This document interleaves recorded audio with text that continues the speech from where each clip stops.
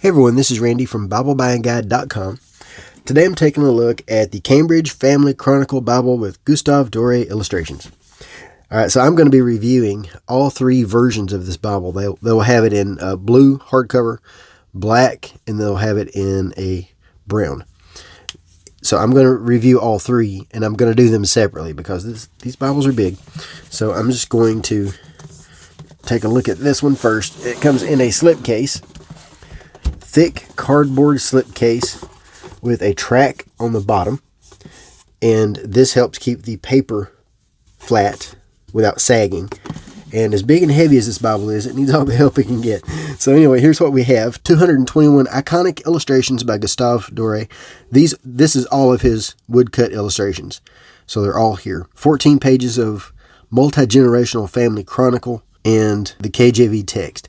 The print is based on the Baskerville font. So let's just take a look. This was designed by 2K Denmark and printed in Italy by L.E.G.O.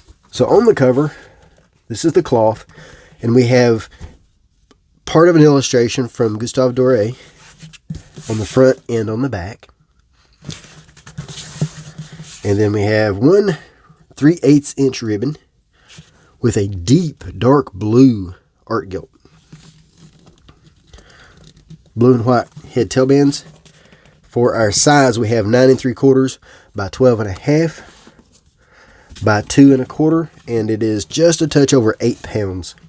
So yeah, this is a big boy. So when you open it up, you will see a pamphlet that talks about the design of this Bible and how it was made and all that. Talks about the inspiration for it. Shows the different covers that are available. It's really nice, gives you some good information about it. And it gives you a page that talks about how to use it. Since it is multi-generational, they don't expect one person to finish this Bible. So our end sheet is a Gustav Dore drawing, illustration. Now these illustrations, they were wood cut. I like art. I've always loved art. I've always loved Gustav Dore. And it is hard for me to even imagine how these were made. It's difficult. So in the front, we have the family pages. And the main point of this Bible is the family chronicle. And I think that large families with large family libraries will appreciate this Bible the most. It includes the family chronicle, talk about who the Bible belongs to. Shows the first owner with their father, mother, siblings, and then grandparents, father's grandparents, mother's grandparents. It's 6 generations. And then when we go to the spouse, all that's in red. We go to the spouse, and that's in blue. It includes the spouse's family, grandparents, father's grandparents, mother's grandparents, children, grandchildren, important family events,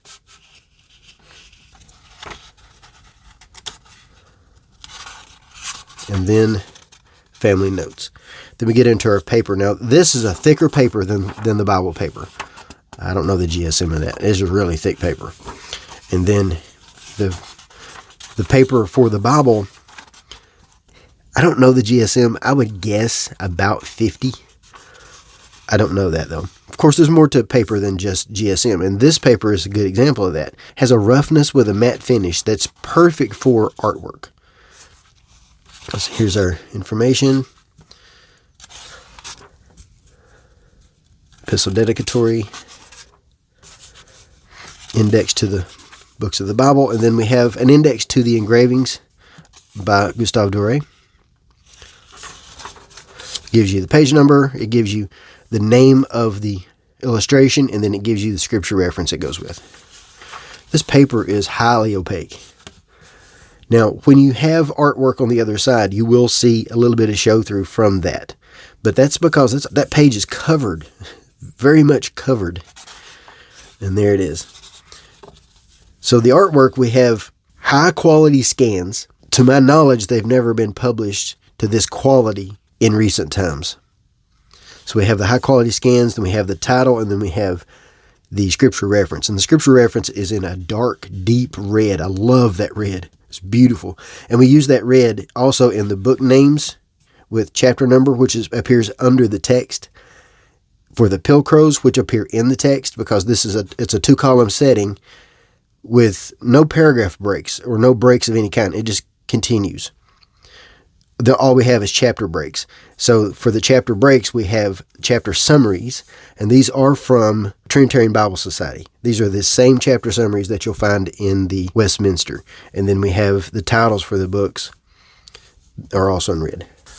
And here's the Westminster Reference Bible to show that exact same chapter summary. They're identical. Chapter summaries are in italics. They're the same font as the text, which is about a 13-point font. And then they're in red, and then they're also centered in the page.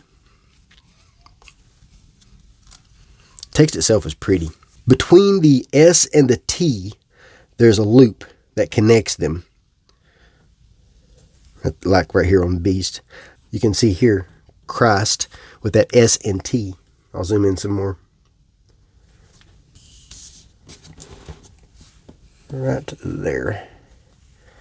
Where the S and T have this pretty little loop that connects them. Now, me being a text guy, I would like to have seen chapter breaks. If you're going to put this much effort into the beautiful text design, for me, it would just look better if at least had the chapter breaks. I understand why they didn't.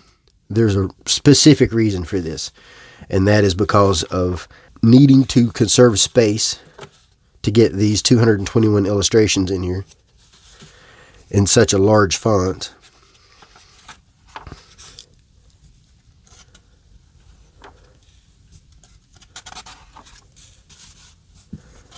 These illustrations are impressive. There's one of my favorites. Beautiful. Paper is easy to turn. The text is printed with line matching. I don't think that even matters because it's even hard to tell that because of how opaque this paper is. But Psalms is also in the paragraph setting. Get over here and see some Psalms. There's Ezra. There's a ribbon. Job. Psalms. So everything has this sameness to its look. Psalms titles are also in red. And it does include the Hebrew text for Psalms 119. Across the top, page summaries, and they're centered. This is a beautiful Bible. Absolutely beautiful. It's dark font. The red is gorgeous. I love that red.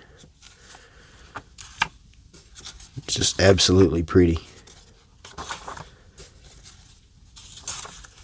I've always been intrigued by the artwork in Ezekiel. Some of that's hard to imagine, hard to picture. A lot of the drawings have drawings on the back side of the page, so they reduce the show through that way.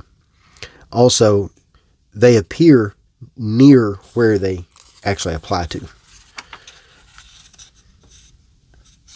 Mostly.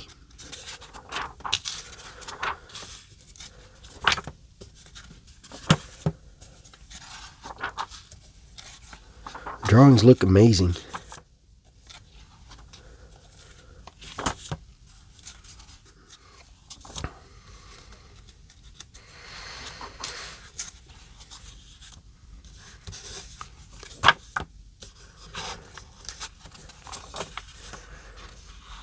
Then when we get to the end, we have another of the thick end sheets and then another drawing from Gustav, another illustration from Gustav Dore.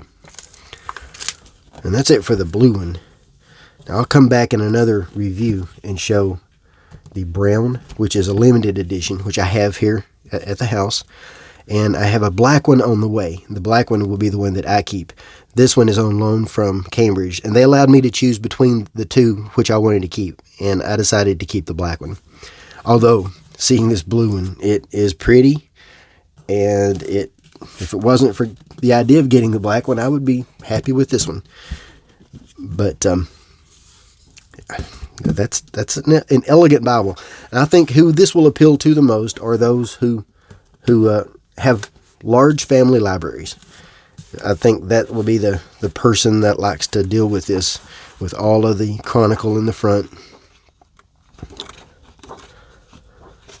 Of course, there's other ways to keep a chronicle, but it's just pretty to have it in an elegant Bible.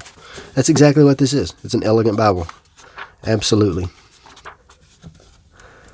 So if you're a fan of Gustav Dore, and you're a fan of large family-style Bibles, you'll like this one. Now, they are expensive. It is made well. Every bit of this is made extra elegant. So I will leave some links in the notes where you can make a purchase if you're interested. Also links to the review at Bible Buying Guide with more detail.